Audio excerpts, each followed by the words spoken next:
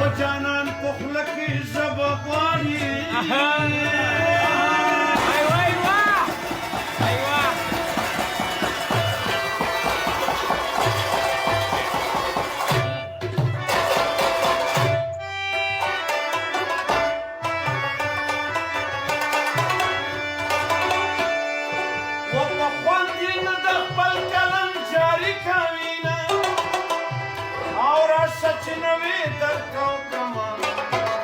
لکان ویختو فریبنا د زړه د صبر اولو څه تدبیر راولېږه د زړه د صبر اولو څه تدبیر راولېږه